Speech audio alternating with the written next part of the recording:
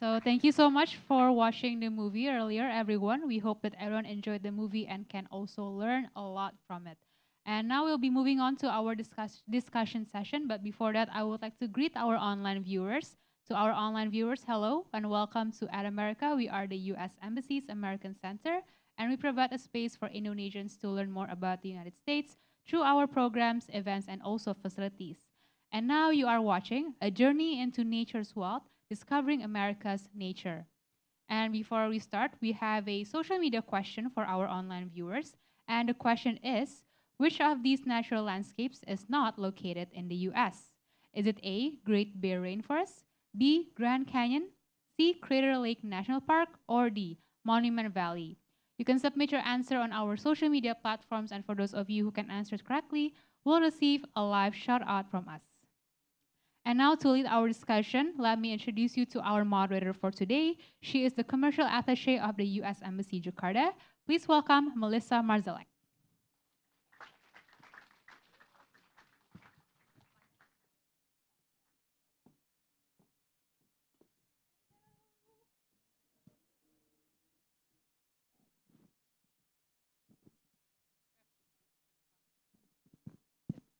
It's already on. Okay, perfect. Welcome. Good evening, everybody. Thank you for being here. We're so excited to see so many people who have come out tonight. Hopefully you enjoyed that movie. That was a fantastic movie. I don't know. I'm very inspired. I'm ready to go back and discover a lot of these aspects in the U.S. So hopefully you are as well. We look forward to our discussion tonight, which is going to talk a little bit more about outdoor activities, sustainable tourism, and actually speak with people who are huge outdoor enthusiasts and get some of their take on things.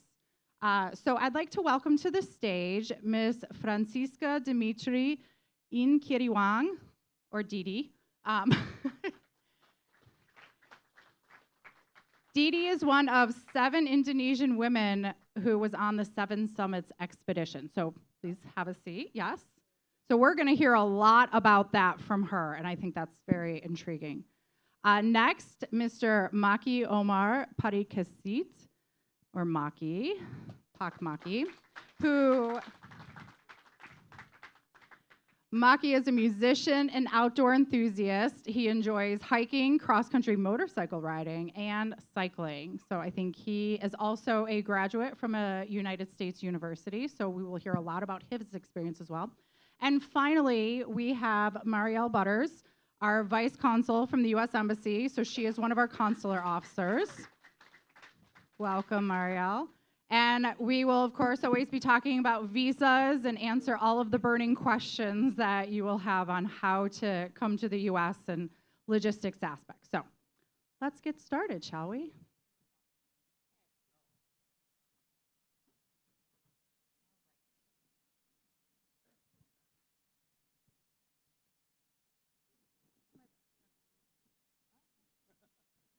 Okay, Didi, get ready because we're starting with you. Okay, I'm ready now. Okay, so as I mentioned, first we have Didi. She is one of the first Indonesian women to have scaled the 7 summits, and that was between 2014 and 2018. She actually did this very quickly. She has had worked with brands such as Columbia Sportswear, Indonesia, and Eiger. She aspires to be a writer, and she's contributed on the Nat Geo Traveler and is working on a book on the 7 Summits expeditions. Through her social media, she aims to reach outdoor enthusiasts and have an open discussion to better the ecosystem in Indonesia. So, Didi, congratulations on your achievement. That's pretty amazing. Okay. Yeah. Thank you so much. Thank you so much. So basically, there are not a lot of 7 summiters from Indonesia. I think for now it's 10%. Yes, and 8 of them are male climbers, and 2 of them, which includes me, is the first Indonesian team to have scaled the circuit. So yeah, I think that's kind of big. Probably. That's huge. Okay. That's huge. Congratulations. So tell us about some of the challenges you faced while you were scaling them, and how did you overcome them? Right. Overall expedition is very challenging, but also very rewarding for sure. Just as, do you know the great mountaineer from America, which is Ed Vistor? I think one of his quotes said that the greater the challenges is also the greater the reward. So I think that applies to everything, and also for this expedition. It was challenging, but I think the major challenges that we faced was like funding the expedition because it was not cheap at all. It was not cheap. Funding it was one of the challenges that we have to overcome, right? We have to find sponsors to build our credibility in front of the sponsors, to make the sponsors like have courage to invest in us. And so, and the other thing is training, because we have to simulate climbing in high altitude or mountain climbing, ice climbing. I'm not ice climbing, I'm sorry, like ice mountain climbing, right? Because in Indonesia, we don't have a lot of like, we don't have a lot of high altitude or ice mountains, right? The several that we have, it's slightly inaccessible because they're all in Papua, far east. So we have to strategize on how to training to simulate those conditions that we will be facing. And the last thing, one of the last challenges, I think, is to manage an ever-changing team, because the team member was from the university student, right? Because it was part of like an university organization, and then and we do have like limit time for education here, right? No, after 4 years or so, we have to graduate and move on and work in outside world. That's why the team is changing over time, because we did it quite fast, I think 4 years, but in university time, I don't think it's quite quick enough, right? I think those are the challenges that we face. Wow. Would you recommend this to any of our younger students here who are maybe thinking about getting into climbing? Well, for sure. I mean, not straight away to the Seven Summits part, but I mean, that's big task, yeah, I think. And yeah, you still can do it, but probably try smaller project first inside our country first, probably, and then try explore other countries as well. And America for sure, right? The natures. I feel like you have maybe some goals after watching this film to travel to the U.S. and scale Yes, some new mountains. For sure. Okay. Well, great. We'll come back to you in a little bit, but let's next introduce Maki. He is a musician in, and I'm gonna say this wrong. I am so sorry. Ungu, purple band. He's also a graduate of Indiana University, which is located in Bloomington, Indiana. And before the start of the show, we were actually discussing being in the Midwest and the location, and just, you know, how there's different cultures throughout the United States, and, you know, different experiences for students. And so I think that may have formed him a little bit. And he is an avid outdoor enthusiast. As I mentioned before, he really enjoys hiking and cross-country motorcycle riding, as well as cycling. And he has a YouTube channel that you can say instead of me, because I'll say it wrong, that features his trips across Indonesia. Yeah. We're just starting it, actually. We're compiling our footage from previous travels, and we try to put it as a series in the YouTube channel. So it's a work in progress, actually. Yeah. Okay. Well, so I've heard that your band is hugely popular in ASEAN, and you often go on tour. So how do you continue to find time to do outdoor activities when you're so busy with this other creative outlet in your life? Time management. so, so yeah, I'm one of the lucky person who gets to do his hobby as a profession, and one of the things that entails it is travel. So we get to travel all the time. So as I told my daughter before. When she was 2 years old, uh, my FaceTime with her is about 2 months. The rest I was on the road all this time. Yeah. So we get to travel all around Indonesia and Southeast Asia, and I always, at the very least, bring my bike with me. So yeah, I get a day earlier to wherever I'm supposed to perform, and then I leave 2, 3 days later after that. So I get to explore everywhere I want to go in that location. So that's the answer to your question. How do I time management? I mean, we get to decide where we want to be and what we want to do, basically. Yeah, and it sounds like you also take advantage of the For locales sure. that you are, For right? sure. To see what's Free in travel, that area. free air ticket. It's always good to take advantage. Yes. So don't be offended, but as an outdoor veteran, he told me earlier that this means I'm We have calling a him disagreement old. about I'm this not calling him veteran old. thingy. Did you encounter problems that you think might discourage, first timers from enjoying outdoor activities?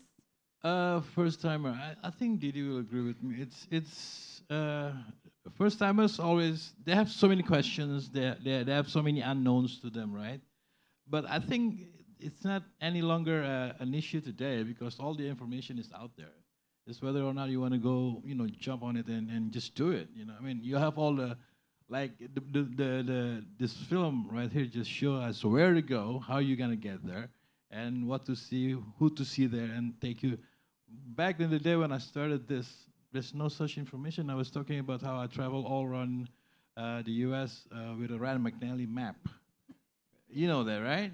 Do people know what a map is? The paper thing, right? There's It's no not, GPS. Now it's on your phone, but No GPS, no handphone, nothing. you don't actually know where you are. No cell phone. You have to have a quarter with you at all times and make sure you know where the phone is, or the public phone is. Yeah, but I don't see any reason for anybody today not to try it if they're curious about it, because all the information is out there, and like for us maybe mountaineers. I mean, back in the day, going to Everest, for instance, it's so huge. It takes half a year or something, right? Yeah. Right? You have to prepare. You have to get a yak. You have to get a whatever. Nowadays, you fly to what is place called? Like that? The south side from Nepal is like the Namche Bazaar. Namche Bazaar. Yeah, you have the route, and there's all the support system there. So yeah, I don't see any reason other than motivation, I guess. The number one thing that you have to have the will and the motivation to do it, because for whoever wants to do it, everything is pretty much out there for you to support the endeavor, right? So yeah. What would you say to somebody who, I think fear might be another Sure, aspect, right? Like we were watching Sure. the people learning how to rock climb, and the first time they were scaling, and then it's like, go Again, up there. Like, how do you get over the fear? Again, I used to rock climb back in the day, like the Jumaring. What do you call that? Jumaring, yeah. Jumaring, yeah. Ascending Today and they have this contraption where you just hold on to it and you push it up, push it up, push it. Back in the day, we have to use Prusik, Prusik, Right, I know. I tried that one. And you have to make a knot out of it, and you don't know whether it's gonna hold and all that.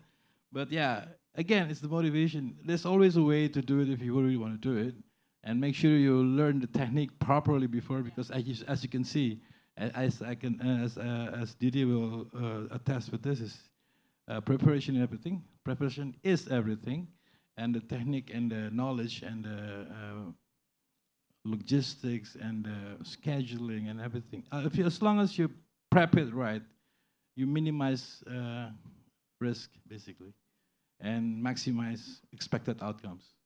Right? That's in anything, not just like in outdoor activities, I guess. Okay, well, great. Yeah. All right, so Marielle. So our third speaker here is Marielle Butters. She is a consular officer at the U.S. Embassy. Prior to joining the U.S. Foreign Service, she worked as a linguist and has lived in various parts of Indonesia. She speaks fluent Indonesian and French, along with English, of course. And she actually hails from the state of Colorado. So that was definitely shown in the film. I was sitting next to her. She was inspired. She was like, I'm ready to go to some of these places. So we're going to come back to your role in the consulate section. But because you come from Colorado, and I know she is a bit of an outdoor enthusiast, she comes from a location that is just so richly filled with outdoor activity. In fact, your brother, my brother, his brother and my brother both went to the same school as she did. Not at the same time, but we did all discover this. What advice or insights do you have for Indonesian tourists who are visiting Colorado for the first time? Ooh, that's a good question, and definitely not a short answer either, because there's so much to do in Colorado. It's unbelievable. I think a lot of people, maybe when you see the film as well, you think that you have to be a professional climber or a professional mountaineer, but there's a lot of really accessible trails in Colorado too. So it's really available for everybody, all types. There's a lot of flat paths around lakes, around valleys, that kind of thing. And then there's more of the hardcore trails that would be good for my two new friends here. But I think coming from Indonesia, you might be in a little bit of shock when you come to Colorado because of the altitude difference. So Indonesia is, of course, at sea level, and Colorado is the highest state in the United States and has the highest roads and so forth. So oftentimes when people first come to Colorado, they notice a little bit of dizziness, a little lightheadedness, and also the air is a lot thinner, so you might feel like you have to take in a really deep breath to get the same level of oxygen as you might here in Indonesia. It's very dry there. A lot of people have bloody noses or bloody lips when they first get there, but it's all worth it. It's all worth going through all of that to come out on the other side. In Colorado itself, it's really a lifestyle with the hiking, with all of the outdoor activities, fishing, paddleboarding, canoeing, and you have trails all over the place. So you can have lunch with a friend, and then you'll have easy access to a hike just 10 minutes away. So a lot of people in Colorado build hiking and outdoor activities into their everyday experience. Well, great. I know I've spent time driving around the state in my past, mountain biking around the different areas, and it is as you say. You can be in certain, you can be in the city, and then in the afternoon you can easily be in the mountains. It's actually very accessible, so it's a very interesting place to go. So let's change our tactics a little bit here, and let's start to talk a little bit more about sustainable tourism. So our focus today is on the outdoors, but we also want to talk about sustainable tourism, which is a form of tourism that aims to minimize the negative impact of tourism on the environment, also on society and the economy, while at the same time maximizing the benefits for the local community and the tourists themselves. So basically, it's a way of traveling to make sure that we are respecting the natural, but also the cultural heritage of a destination. There's the environmental conservation aspect of it, which is, a little bit what we're focused on here today, but it also has an aspect of making sure that there's a balance with the local economy and the cultural aspect of the community. So, Dee Dee, how do you think the outdoor community can collaborate with local communities to ensure that tourism benefits both the visitors and the residents sustainably? How did you see this play out while you were in some of the local villages when you were scaling the summits? Because I'm sure you started in some, small towns, small villages, and, we talk about that huge onset of people. Like, how did you see that impact either negatively or positively, or what would you suggest for balance? Oh, right.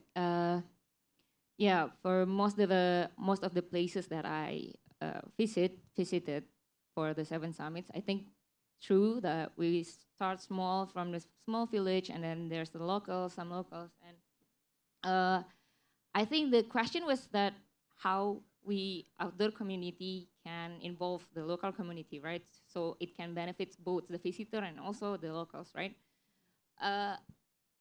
From my point of view, I think we can start from like an association that will integrate the person working towards this outdoor recreation, we say. Like, for example, I know that there's an mountain guide association in America called IMGA, I think. Yeah, IMGA, and also we have that that also in Indonesia called APGI, which is in Indonesian Association for Mountain Guide, right? And I think that already like one step towards to that end, because from this association we can help the locals become open to more opportunities. They can sign and be assessed as a certified mountain guide, right? And therefore they can bring clients into their place, and then they know it's their place. They have more sense of belonging to the place, right? Compared to us that is not living there, right? I think that's the first step. And then also for you to join this association, you have to get through some tests and education also, right? So I think that helps. And by having this association that integrates the people who works in the industry, I think it helps like some kind of like self-check and balances, yeah? If I'm not saying that incorrectly, yeah. Because from my experience in Denali National Park, yeah, because I climbed one of the 7 summits there, right, Denali. And then there, from the get-go, I think from me registering to the mountain, to the national park, they already have like 6 mountain guides who are allowed to bring people in. Therefore, this 6 mountain guides company should like uphold their credibility to the national parks, right? And then also these mountain guides company will uphold their clients in the mountain as well, and their background checks and everything to make sure that nothing dangerous happen, their safety is still intact, and they're still preserving the place that they will visit or after they left that place, right? I think one of the way is through that association or through that kind of system, I think. Okay, great. Yeah, I think the education is always a key aspect of really any change, and how to, get more understanding about what does sustainability mean, what is, for the protection. I really like how you're saying, the people who live there, they're the ones who have that like kind of most pride or most, almost also the most, responsibility to want to keep it, clean and sustainable, and, that there isn't trash, and that there isn't, hiking in areas that's going to disturb the nature. So, but in playing on the educational efforts, what kind of resources, or what do you think would be effective to help raise awareness about sustainable tourism, especially among the outdoor enthusiasts? So not necessarily the people in the local area, but those who are coming. How do we let people know to, pack out all of your trash, and, not like, if it's on a trail, stay on the trail, because walking off the trail can actually cause a lot of damage to the ecosystem. Yeah. Right. So yeah, I think in this day and age, we have a lot of options for that. I think, yeah. I mean, online platform, also media social comes in mind, right?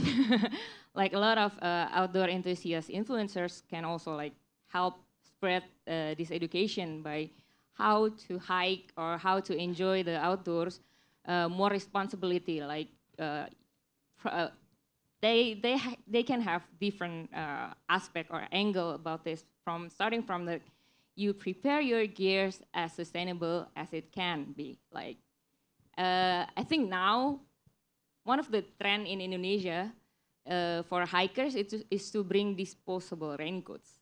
That's one of the trend that I saw, and it is practical because it's weightless and cheap, but again, you increasing the trash in general and also in the mountain. I think that's one of the angle that these outdoor enthusiasts can share through social media platform, right? And also through talks like this, right? And also outdoor community events. We do have several big events in Indonesia, like Outfest, Indofest, such as that. And then we have a talk as well and promoting the uh, many businesses from the outdoors activity, right? I think that, and also, oh, Mas Maki as well is already like contributing to uh, like spreading the education through the YouTube channel, right? That's one of the, yeah, I think that is what I think we can do to spread the education to outdoor enthusiasts about how to do the things we like more responsibility. Maki, what do you think about that? It's very hard for anybody to claim that they don't know about sustainable tourism or sustainable travel or whatever it is. It's more about whether they want to own to it. You know what I mean? Everybody knows you're not supposed to throw trash anywhere up a trail or anything, right? So, But but it's a combination of empowerment and enforcement actually.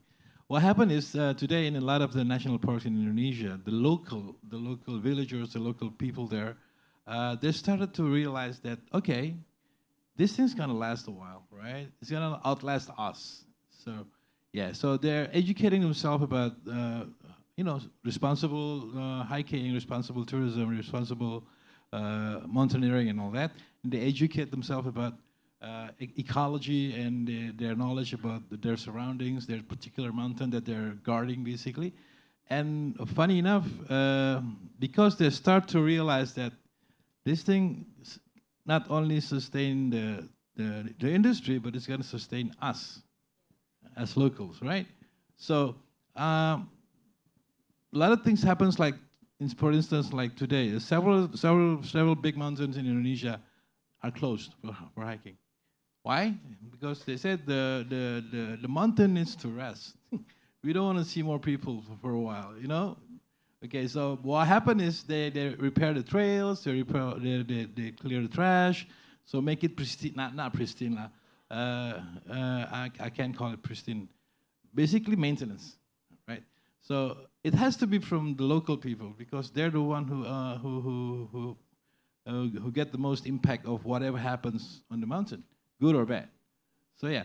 So my thing in my experience, and I think Didi's experience also, is the local people, once they own up to whatever it is the industry exposed them to in terms of good or bad, they will find their own way.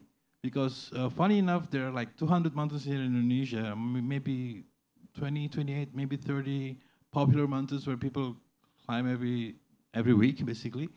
And the locals now are starting to own up and regulate themselves to make sure that whatever it is that they have in their environment is sustainably preserved for way after them, right?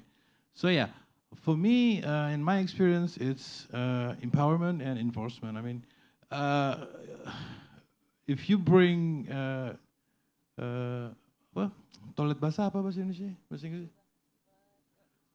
Toiletries? Wet towel. You cannot bring wet towel.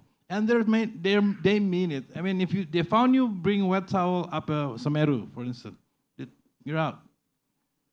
Yeah, and good for that.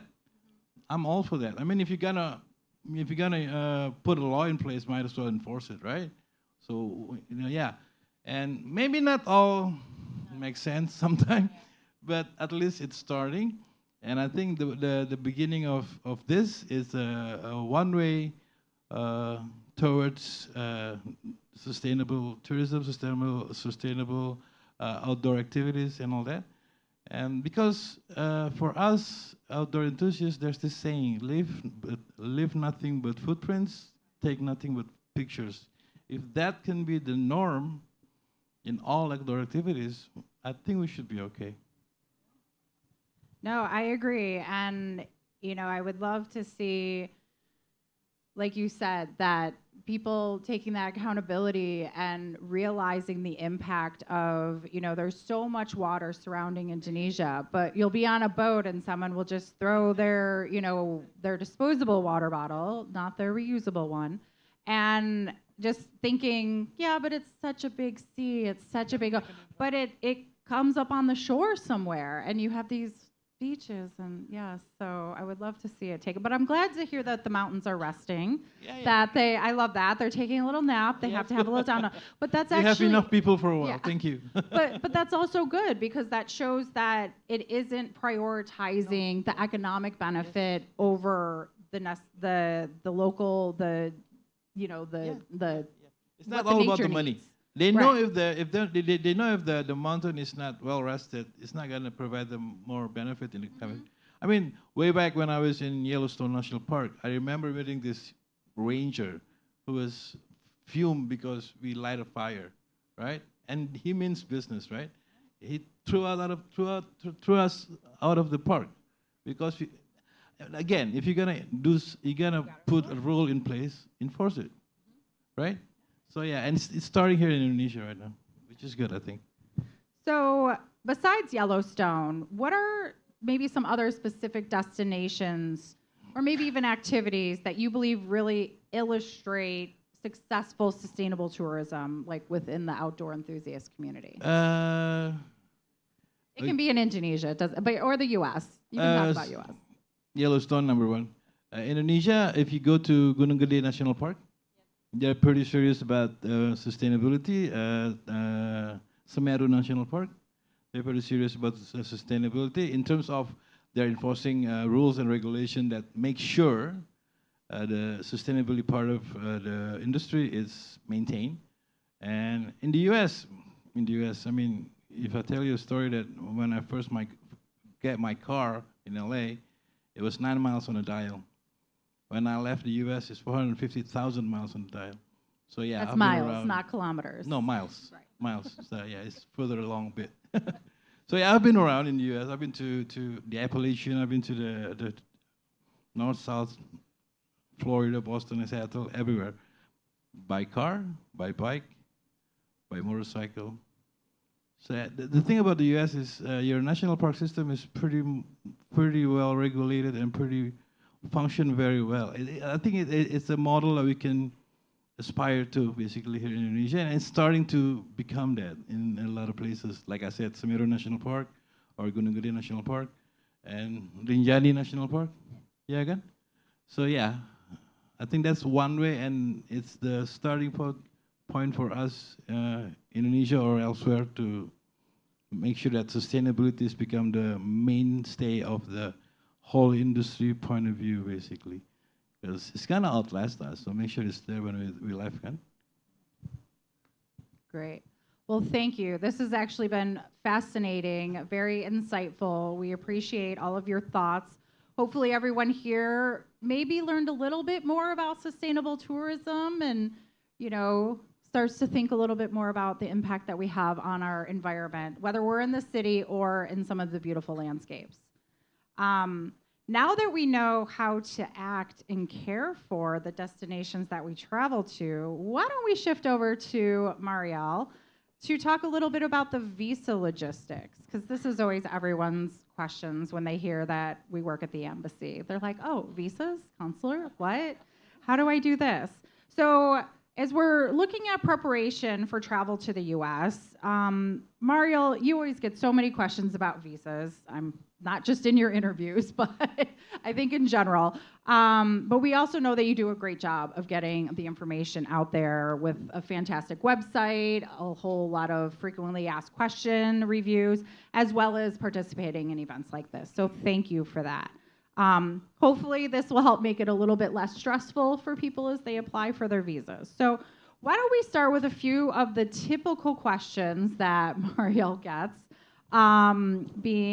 So if somebody was refused a visa, does that mean that they're ineligible to apply again?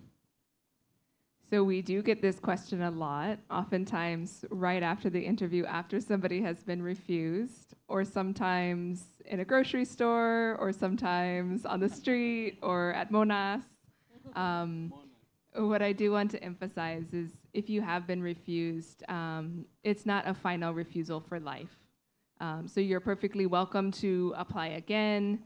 Oftentimes you might want to think a little bit about why you were refused. Maybe it has something to do with where you are at this point in your life, maybe how much work experience you have, whether you have experience traveling to other countries, that sort of thing. So do a little bit of soul searching, a little bit of reflection, but by all means, you can apply again at any time. Okay, great. So what about if it doesn't say they're refused, but it says they're in administrative processing? What does that actually mean? So when you get the administrative processing hit, oftentimes you get a yellow paper, and we say that your visa is not quite ready, you haven't been refused, but your visa hasn't been issued yet either. It means that there's more work that's needed in the issuing of that particular visa. It could mean that there's something with the system that has to go back to DC. It could mean that there's additional paperwork that's required from you. But unless you hear otherwise from us, it means that there's no more information needed from you at that time. Okay, and how long does it normally take for people's visas to be processed? It's very fast. It's usually about 2 days, sometimes 4 days, sometimes a little bit longer. But we're very proud here in Indonesia. We're actually the fastest post of anywhere in the world for our size. So you can get your visa in a matter of days, sometimes the very next day if you need to have it expedited for some reason. And that means that our wait time is very short too. So right now, if you want to book an appointment for a visa, you can get that within 2 weeks. A lot of places in the world, you have to wait a year or more to get a visa appointment. So it's really nice here in Indonesia that you can get in there right away. If you're refused, you can apply again and try right away again. This also means that we have plenty of people traveling from around the world to apply here in Indonesia. So if you end up applying for your visa here in Jakarta, you might see people who are not Indonesian from all over the world. You get to hear languages from all over the world and maybe interact with others from around the world as you're waiting in line for your visa interview. So unexpected benefits. Maybe practice a new language or learn something. What about those who are traveling with their spouse or with their family at the same time? Do they get processed together? Like if they're going on a tour and they've done that, how does that processing work for that visa? Yeah, so if you're traveling with family members, you can let the interviewer know right away and they will interview you all at the same time. Sometimes people come with a very large family of, I think the largest I ever had was 14 people of extended relatives, in which case you'll be separated out into different chunks, just because it makes it a little bit easier, a little bit faster for everybody if you don't have so many people. If you come with a friend, you'll typically be interviewed separately, even if you're traveling on the same tour or if you're traveling together. But if it's family members, generally kept together. Okay, great. This is really interesting information. Do you have any other tips or tricks, or maybe not tricks, but Tricks. information? She's not sharing any, like we don't have like a stock insight going on here, but anything else that you see that you think would be helpful for people to know, like the common mistakes? I think the number one mistake that people make is not being honest and forthcoming in the interview. I know it sounds like a simple thing, but we have a number of people who will try to disguise the true purpose of why they're traveling. And it could be that your true purpose is perfectly innocent, but the moment that you disguise it, it makes it look not so innocent. And it can get you into this cycle of refusals. So let's say that you're going to visit a cousin who lives in Colorado, my home state. Just tell the interviewer that's your purpose of travel. Don't try to say, oh, I'm going to California on a tour. I don't know anybody in the US. Because oftentimes we have other ways to know information about what kind of family members you have in the United States. Maybe we have a record of them applying in the past. So we might find out, and when we do, it's going to make it a lot harder for your visa processing. So just be honest, just be comfortable. I know it's really scary to be interviewed. We understand that too.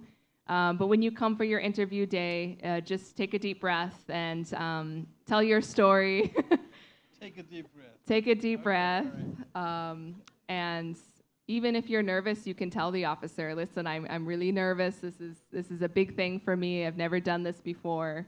And we do understand that. Also, if you need to speak Indonesian in the interview, most of the officers speak Indonesian, so don't feel like you have to use English if you're not comfortable with that. You can just use your native language. Although I know Indonesian is a second or third language for many of you because you're all super multilingual. But use the language that you feel most comfortable in, and we'll accommodate that as well. Okay, great. Thank you so much for that information. Well, now it's actually time to open the floor to you, audience. So you can ask questions to anyone up here. You can ask, okay, I see a hand going up. Whether it's to our guest outdoor enthusiasts or to Marielle, but we've got a microphone, and please let us know. Okay. Hello, everyone. My name is Ivan, and I'm from Cerita Perut Travel Agency. All right. I have two questions, if that's okay. Of course. Okay. In the spirit of the Into Nature's Wild, I would like to ask one question, and feel free, anybody can answer this. Like when we saw a YouTube exploring nature in Indonesia, mostly we get two things. Number one is a spooky story. And the number two is the trash situation. And according to Ibu punya experience climbing the Seven Summit, is it the same case in any part of the world, or is it just in our country? Okay, that's the first question. And the number two is for the embassy. And I was wondering, will there be a chance for Indonesia and the US can get a visa-free relationship? That's all. Thank you. Oh, I think this is the number one question. Do you want to answer the visa-free potential? Marielle first. Great question. It's a question that we also have for Indonesia. So these things are all decided based on reciprocity. So it's based on what Indonesia does for American citizens who are applying for visas to come to Indonesia to study, to work, to visit. And then it's also based on what the United States does for Indonesia. But I will say that the issue has been raised, and we're all equally hopeful, I think, that eventually we could get to a place where we have visa-free or at least reduced fees between our two countries, but no immediate plans at this time. Okay, but back to the first question. So it would be great because both of you have, traveled around the world and seen different locales.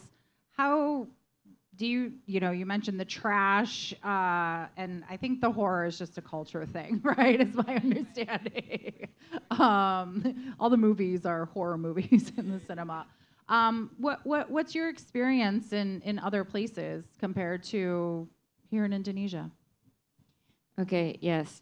First of all, horror is part of the Indonesian culture, so I think that specifically only represents in Indonesia, right? So I'm not going to talk about horrors in other places that I have visited. Other things about the trash, I think the one that I encountered it is sad to say, but one of it is Everest, actually. Yeah, Everest, so for more information, I climbed Everest from the north side, which is from China. The government, the territory is from China, right? Tibet. And from that side, I think it's stricter than Nepal and cleaner. But when you get to above, I'm sorry, I'm not familiar with feet, but I think above 8,000 meters above sea level, like people minds are not in the right place and everything. I think it's easy to forget your stuff or forget to bring back your trash and everything. I think that is one of the things that I encountered with trash, including trash outside Indonesia. And yeah, I think that's the only place that I encountered out of the Seven Summits mountain. Yeah. Other than that, they have regulated the climbing environment pretty strict, pretty nice lah. Yeah. But sometimes, yeah, with the thin air and everything, it makes people like not aware about of their surroundings, of themselves even and their surroundings. So sometimes there's a little bit space to like forget things. But the most trash that I encountered was in Everest, above 8,000 meters up. Yep. Quite, yeah. Maki, what about your experiences? You've been to a lot of countries, at least even Yeah. in just in the ASEAN region, especially. What do you see? I was in India just last. When was it? November. Yeah. Okay. Yeah, India was. Yeah, sorry, nothing against India, but they have trash management issues. I was in Gunung Gede 3 years ago. They have trash management issue. I was in Penanggungan. It's a small mountain in East Java. They have trash management issue. So trash management is issues everywhere. Again, enforcement. Again, empowerment, I guess. If the people there know that this trash will hinder their opportunities economically, socially, or whatever, they will be more inclined to do something about it, basically, right?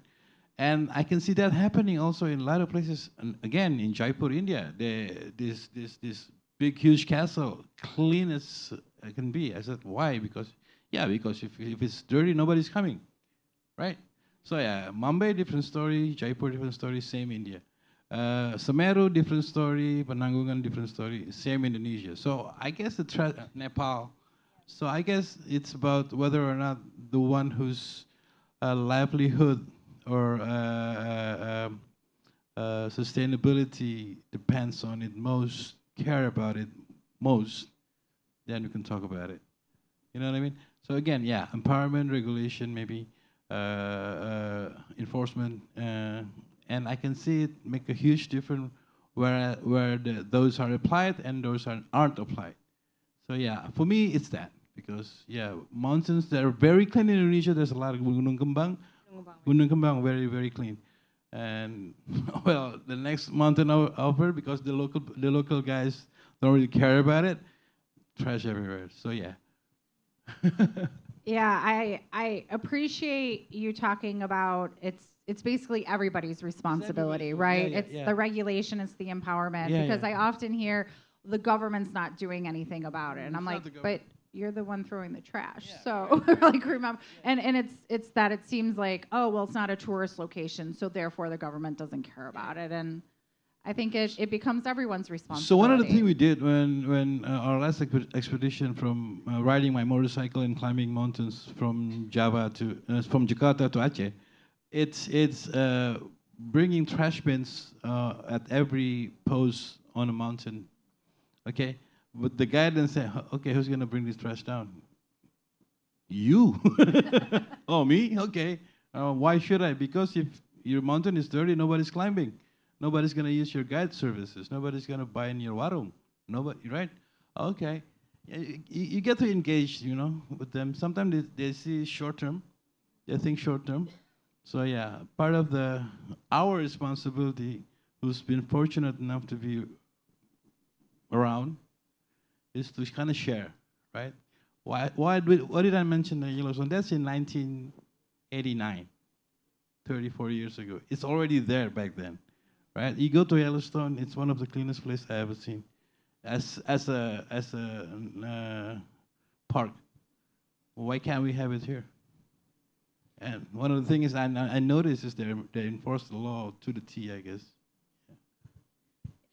And I will say, as a child of the 80s, that, wasn't She built wouldn't know into anything the. about I know she's like, we're not old enough yet, but it wasn't part of the culture growing up, right? Like I do remember driving along the highway and like throwing your trash out the car. It was normal. Like it was until there was like this culture shift, and now like Exactly. you wouldn't think twice about it. Exactly. and You're like, scared no, to do no, it. no, I have no, my right. trash police right there.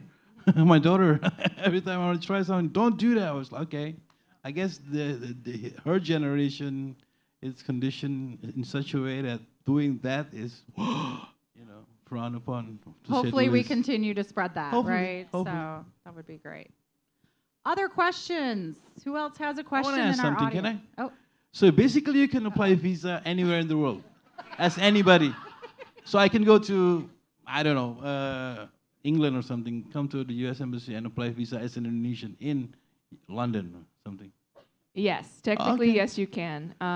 It's typically recommended to apply in your home country if Yeah. you're able to, because especially if you have Indonesian documents and there's Ah. nobody in London who speaks Indonesian, Okay. they might not be able to process your case as easily.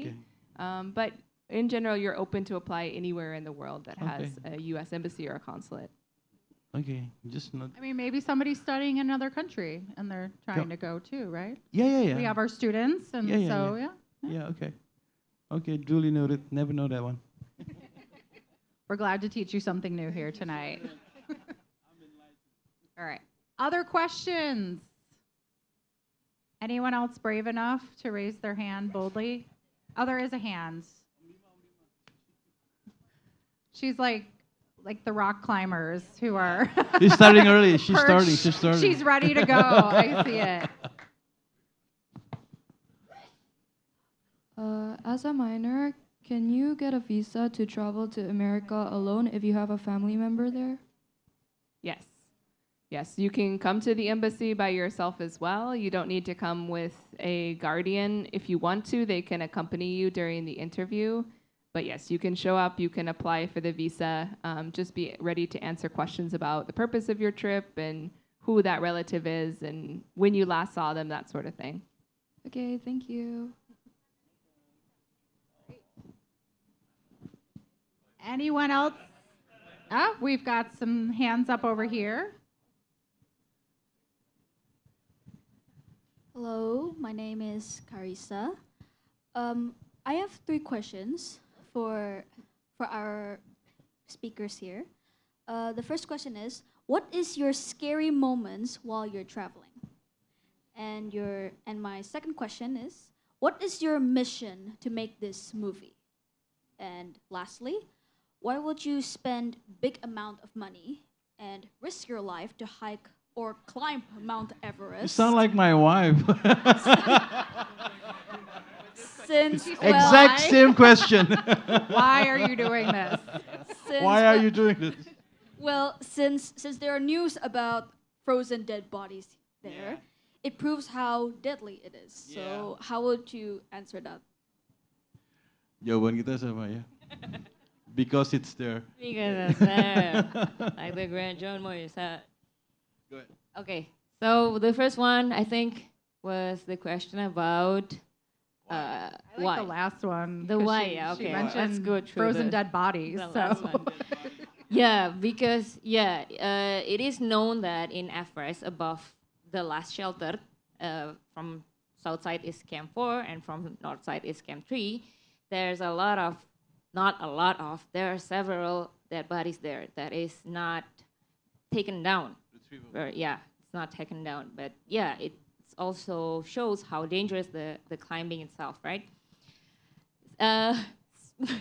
To take me back before we climbed these mountains, so the initiative was to like bring female team of Indonesia to scale the 7 summits, and it was open to like anyone in my organization to apply to fill in their name in the open recruitment, right?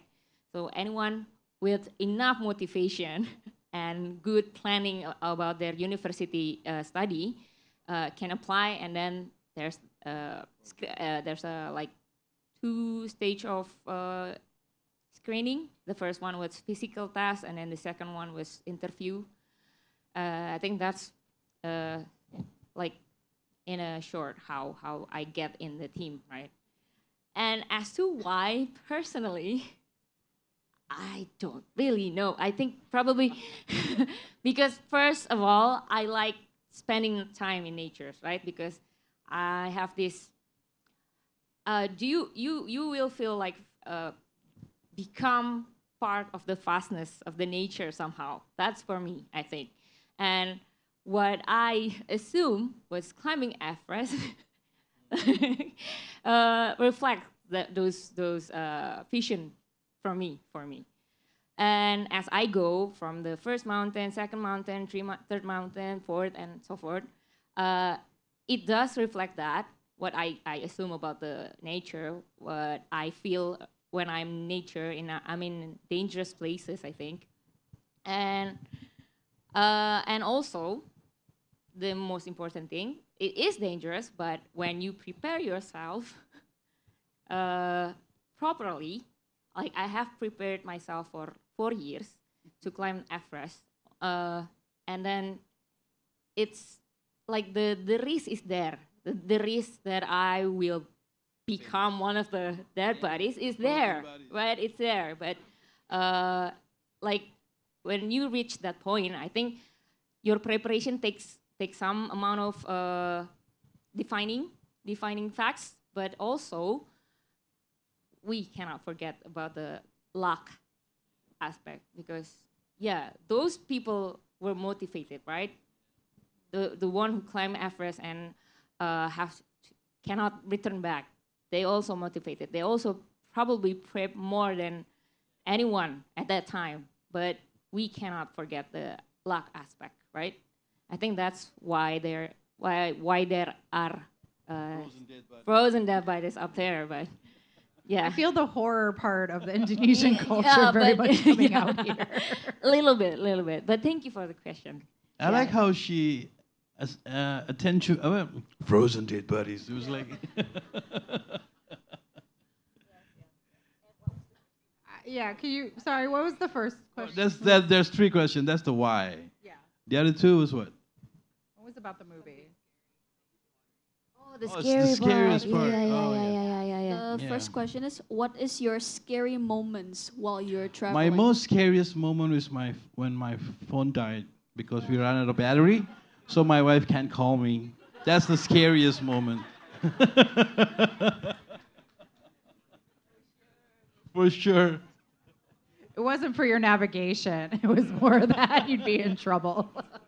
Uh-oh. I'm gonna have it tonight. But like you said, it's the reporting. It's making sure that you're prepared, that because, you have the contingency plans, Okay, right? if I may, what we do as an outdoor enthusiast, it's pretty selfish. It's all about us. It's what we would try to achieve. It's where we want to go, right? Me having a wife and a daughter, I have to kind of tell her and how do you say? Make them understand why I want to do this. Sometimes they don't, but sometimes I just don't care. You know what I mean? But but yeah, it's a pretty selfish endeavor. But the least you can do is make sure they know that you're okay. That's number one. That's why they invented satellite phones, basically. Satellite phones and GPS trackers. So your loved ones know where you are and they know you're safe. But that's the least you can give them when you want to do this. The other thing, most scariest part of it is, for me, I don't know. Apa yang paling nakutin dia? No. Hewannya yang takut sama kita kali. Yeah. Not the animals, no, because most of the time the animals scares of us, rather than the other way around. We're the weird element in that area, right? What are you? Why you're here and all of that? I don't know. What's the most scariest? Injury, maybe. Injury. Lack of preparation when you don't have enough food or you don't have enough. That's pretty scary because when you're up there, there's no Indomaret, so right? Yeah. I guess that's for me. That'll be it. I think you asked a question about the film. We didn't make the film, but your YouTube channel, like what is your motivation behind making something like the film or what you share on your YouTube channel? The thinking behind it was okay. Again, maybe it has something to do with the sustainable part of it because, okay, again, this is selfish endeavors. I mean, I'm trying to do this thing, this supposedly adventurous thing. Why do I have to give back to the communities of places I go to, right? So what we did is, whenever we come to a place, we ride in with our motorcycles and we climb the mountain there. And then we come down the mountain, we look for any social activities that we can engage on, whether it be education or training or waste management, or whatever it is that they need, right? So, so my partner there came up with an idea. Why don't we document it? For what? I don't know. Might as well film it because GoPro is so cheap. You know, this technology is readily available. So by the time we finish the trip, 40 days later, we have 10 gigabytes of the videos and pictures and data that at the end of it we cut and make content out of. So yeah, and okay, this works, so let's do it again. So we did the second time we go to Sabang, doing the same thing, do CSR works along the way and meet new people. The second time around, we collect stories from local people. They always have different stories, not necessarily original, but it's their stories, right? So the way they look at things, their perspective and all that. So yeah, maybe at the end of it, it's story collecting. It's meeting new people. It's experiencing new environment, basically, for me. And I would say for her too, because yeah, meeting new people always excites us. Yeah? You good? Yep. Great, thank you. Any other questions? Okay. Well, okay. Hi, thank you for giving me a chance. I'm so excited getting a US visa. Yeah. Back to this tagline, discovering America's nature, would it be possible you facilitate us to get easy visa? For instance, like me and Maki, we like motorbike, touring, and then you can facilitate us to go around based on these places. Maybe two speakers may join in with the trip. Thank you. It's a good question. It's a very cheeky question. I would say the process is already quite easy. How long did it take you to get your visa back after you applied?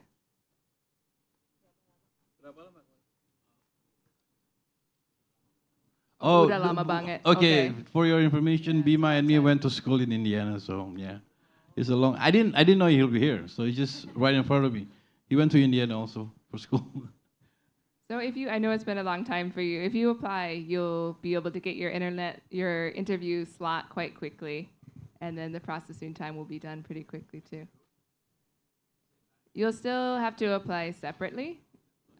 You can talk to our JAC consul at state.gov about setting up a group appointment, and they'll see what they can do. But you'll still have to be interviewed separately. All right, thank you, everybody. It looks like time is up. We went a little bit over, so thank you to our speakers. I'll also say, I believe that some of our representatives from the consular section will be outside just after this. So if you do have any maybe specific questions or just questions that you didn't get a chance to have answered, they will be available for a little bit of time. So thank you again, and all right. Okay, thank you, Melissa. Can we have another round of applause, everyone? Yes. Thank you. Thank you so much, everyone, for joining our event today. And I would also like to thank our speakers and moderator for sharing with us your experiences. Now, earlier in this event, we had a social media question. And the question was, which of these natural landscapes is not located in the US? And the correct answer to that is A, Great Bear Rainforest. Shout out goes out to @Yari Sutanto from Instagram for answering the question correctly. If everyone here is interested to attend more events here in AT America, you can follow us on our social medias at AT America on Instagram, Facebook, and also Twitter, and also visit our website at www.atamerica.or.id. Once again, thank you so much everyone for joining our event. My name is Ara, and see you soon at the next AT America event. Thank you, everyone.